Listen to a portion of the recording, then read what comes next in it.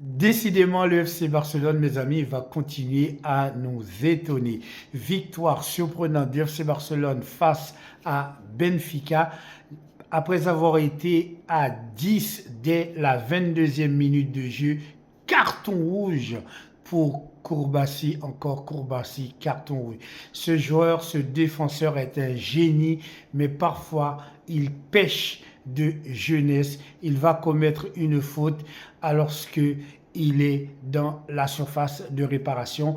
Il va faire ce tacle alors qu'il ne peut pas toucher le ballon à aucun moment.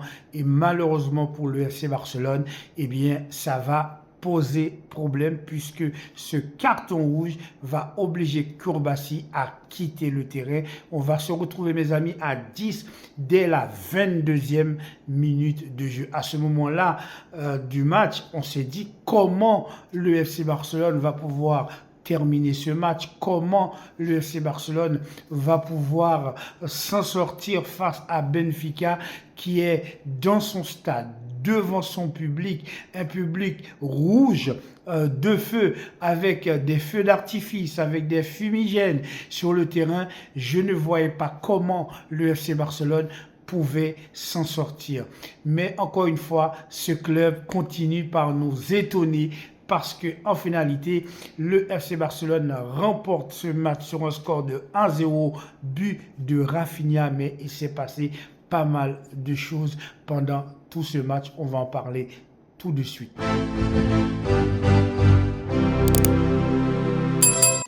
Salut à tous, bienvenue dans cette nouvelle vidéo. On va parler du match qui s'est déroulé entre le FC Barcelone et Benfica. Match comptant pour la 8e de finale. Match aller chez Benfica dans son stade rouge de feu, de fumigène et également de feux d'artifice. C'est un stade bouillant. On connaît, donc on s'attendait à un match très difficile. La composition d'Hansi Flick a été une composition tout à fait classique, la même composition qui avait remporté ce fameux match 5-4. Donc on était paré pour produire un très bon football et ça ne va pas louper. Deux attaques coup sur coup de Benfica qui a annoncé la couleur avec ce joueur grec qui a failli nous mettre un but dès la première minute de jeu. Le FC Barcelone va se reprendre avec un très bon Szczesny. Szczesny que je n'aimais pas du tout parce que je trouvais qu'il faisait pas mal d'erreurs lorsqu'il a commencé à jouer avec nous. Il faut le dire, il faut le reconnaître. Je te retire mon chapeau, Szczesny. Je te fais mes excuses parce que si tu n'avais pas été là, eh bien jamais on aurait remporté ce match parce que tu as été décisif sur toutes tes sorties, même si des fois il arrive à faire des cagades parce qu'il n'est pas très propre sur lui pour les jeux au pied, mais sur sa ligne, il est quasiment imbattable. Et jusqu'à maintenant, avec Szczesny, eh bien, on n'a pas encore perdu un match, mes amis, avec Szczesny. Mais on va en parler. Revenons encore sur la composition d'Hansi Flick. Comme je le disais tout à l'heure, c'est une composition la même qui avait battu Benfica. Donc, on connaît cette composition. Baldé est revenu sur le côté gauche, le côté droit, Koundé, milieu de la défense, c'était Inigo, associé avec Kourbassi. Kourbassi qui va prendre ce carton rouge malheureux pour le FC Barcelone, malheureux pour lui parce que dès la 22e minute de jeu, il va se retrouver en difficulté et être obligé à faire un tacle presque impossible avec l'impossibilité tout dans un premier temps de toucher à la fois le ballon, donc ce qui va l'obliger à toucher le joueur et penalty et carton rouge. Le carton rouge peut paraître sévère, mais la faute existe, il n'y a pas à discuter. Il va céder sa place et c'est De Jong qui va revenir un petit peu en arrière, le temps de faire le changement et malheureusement, qui va faire le frais, c'est Dani Olmo qui va sortir pour faire rentrer Ronald Arroyo. C'est un défenseur assez dur. Il n'a pas le même jeu que Kourbassi parce que Kourbassi c'est un défenseur qui est très propre normalement, qui a un jeu au pied extraordinaire, qui est capable de te donner des passes dans les transitions, qui est capable de donner des transversales, etc. moi, j'aurais pas fait ce changement-là. Je trouve que Hansi Flick n'aurait pas dû sortir Dani Olmo parce qu'au milieu de terrain, avec De Jong et associé avec Pedri, ce trio peut porter l'équipe de Barcelone même à 10. Le choix de faire sortir un joueur, pour moi, j'aurais plutôt tendance à sortir Lewandowski. On l'a déjà vu d'ailleurs à maintes reprises. Si tu joues avec un joueur en moins, donc tu vas passer dans un 4-4-1 ou un 5-3-1, etc. À ce moment-là, tu ne peux pas laisser Lewandowski parce que Lewandowski, c'est un joueur vieillissant. Lewandowski, il est bon lorsqu'il est dans les 22 mètres, lorsqu'il peut attirer du monde. Mais là, lorsque tu joues à 9, tu as besoin d'un attaquant qui soit rapide pour jouer les comptes, mais aussi qui est capable de faire des allers-retours pour venir défendre. Or, on sait que c'est difficile pour Lewandowski de pouvoir faire des allers-retours, de pouvoir terminer les matchs et ainsi être efficace à la fois en défense et à la fois en attaque.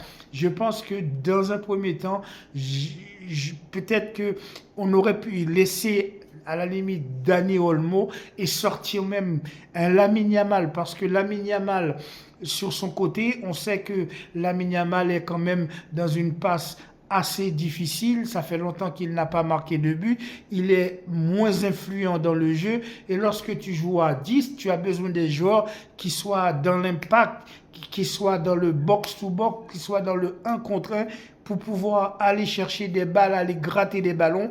On sait que Lamine Yamal, c'est un joueur qui est très technique, qui est très bon dans le 1 contre 1, mais c'est aussi un joueur qui n'a pas vraiment un impact physique. Or là, le fait de jouer à 10 contre 11, Koundé ne peut pas faire de dédoublement avec Lamine Yamal. Koundé est obligé d'être un peu plus défensif, plus sur la réserve.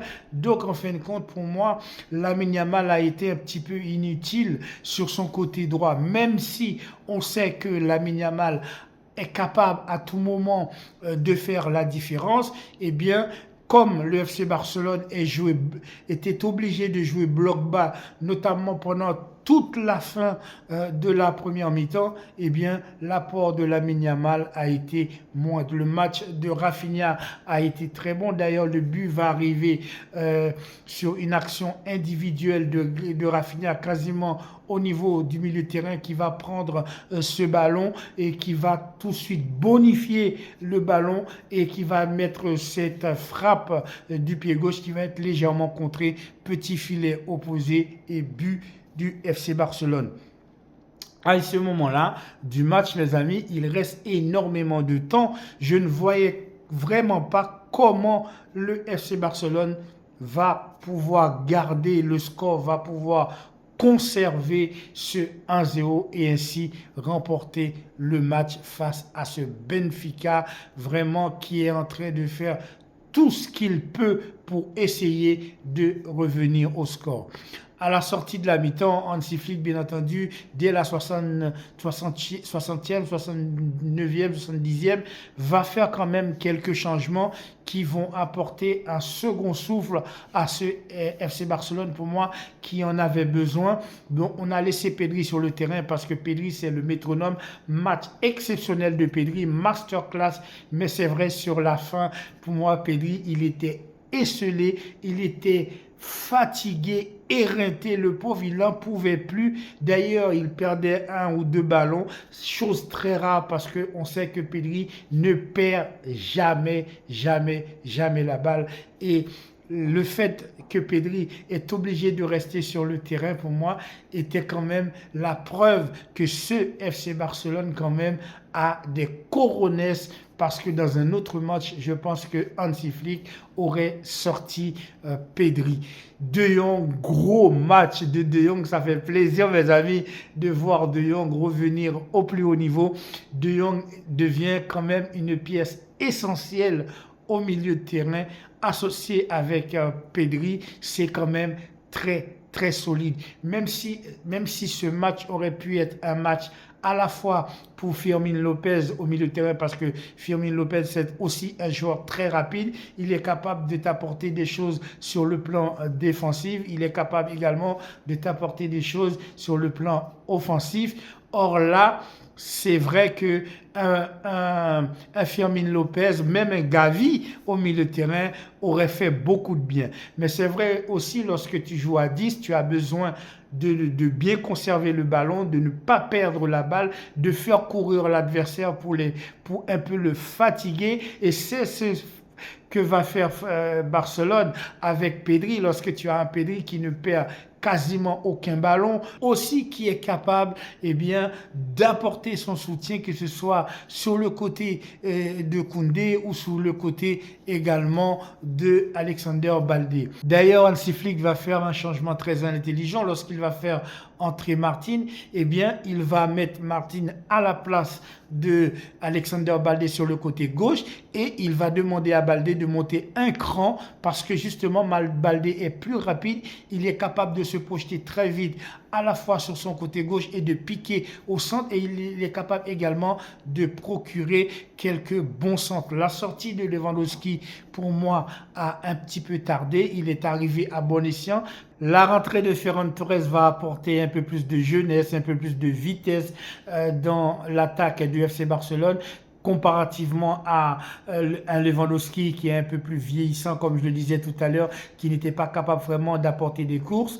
Si tu demandes à Lewandowski de faire des allers-retours, de revenir défendre, il peut le faire une fois, deux fois, mais il ne peut pas passer son temps à le faire, et c'est normal parce que c'est un joueur qui commence à prendre de l'âge, tout comme tu ne peux pas demander à un Modric d'être ton piston. Modric, par exemple, il peut être bon au milieu de terrain, sur quelques ballons et tout ça, mais s'il doit courir et charbonner, il va le faire pendant 5 à 10 minutes, mais il ne pourra pas le faire tout le match. C'est pour ça, pour moi, la sortie de Lewandowski a été une très bonne chose, très très bonne entrée de Ferran Torres. D'ailleurs, sur une action, il a failli marquer. Bon, il aurait pu faire un petit peu mieux, mais en tout cas, il a apporté de la vitesse. C'est vrai que Lamine Yamal n'était pas très content sur sa sortie, mais pour moi, Lamine Yamal en ce moment, il faut laisser Lamine Yamal au repos. Pourquoi ne pas le laisser quasiment sur le banc un match ou deux afin qu'il reprenne un petit peu de la couleur?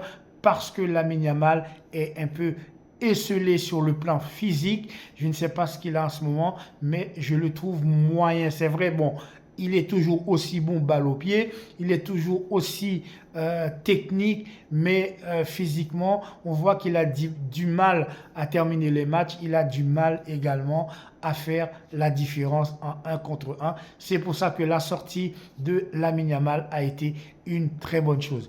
Victoire donc du FC Barcelone 1-0, c'est une petite avance, une petite option sur Benfica. Rien n'est fait, rien n'est joué. D'ailleurs, rien n'est fait pour Barcelone, rien n'est fait pour le Real Madrid qui a gagné difficilement après un match lamentable à Santiago Bernabéu. Cette victoire de 2-1 sur Atlético Madrid ne rassure pas du tout les supporters madrilènes, parce que le Real Madrid, grâce à Brahim Diaz, effectivement, va marquer le deuxième but. Le premier but, ça va être sur un exploit individuel de Rodrigo. Sans ces deux actions, le Real Madrid n'a rien produit, n'a rien proposé. J'ai préféré le match du FC Barcelone à 10 plutôt que le match du Real Madrid face à Atlético Madrid en étant à 11. Le Paris Saint-Germain s'est fait surprendre par Liverpool 1-0, alors que le Paris Saint-Germain a tout fait pour gagner le match. Gros match du Paris Saint-Germain. Malheureusement pour eux, malheureusement pour Luis Enrique, le Paris Saint-Germain a perdu 1-0, mes amis, au Parc des Princes face à Liverpool, qui ne méritait pas de gagner le match, parce que le Paris Saint-Germain a fait vraiment ce qu'il faut pour ne pas perdre. Maintenant, ça va être très compliqué pour Paris Saint-Germain d'aller chercher cette victoire à Anfield, parce que lorsque on voit l'équipe de Liverpool, c'est très solide. Ça va être compliqué, je pense, pour Paris Saint-Germain. Ce n'est pas infaisable, ce n'est pas impossible avec ce Paris Saint-Germain-là, avec ces joueurs-là, avec Barcola, avec Doué, tous ces joueurs rapides qui sont maintenant au Paris Saint-Germain, d'autant plus qu'il n'y a pas un Kylian Mbappé qui va monopoliser tout l'espace de jeu où il faut jouer pour lui. Là, dans cette équipe de Luis Enrique, tout le monde peut marquer avec un Dembélé extraordinaire. Tout peut se passer sur le match retour. Déjà qu'il n'y a pas le but à domicile qui compte double. Donc, rien n'est joué. Le Paris Saint-Germain peut encore aller jouer le match retour à Anfield en ayant un but de retard. Rien n'est fait, mais je pense que ce sera très difficile. Benfica également a une carte à jouer face à nous, eh bien, dans notre stade à Montjuic. Malheureusement, on ne peut pas jouer au Camp Nou, mais à 11 contre 11, ce sera quand même un petit peu plus difficile pour Benfica de venir nous chercher. En tout cas, on va faire ce qu'il faut pour essayer de soit marquer un autre but ou soit tout simplement de ne pas en prendre et ainsi obtenir notre qualification pour les quarts de finale de la Ligue des Champions. Voilà mes amis, c'est tout pour aujourd'hui. N'oubliez pas de liker et de commenter. Je vous dis à très bientôt sur le Carré Foot pour une prochaine vidéo. Ciao!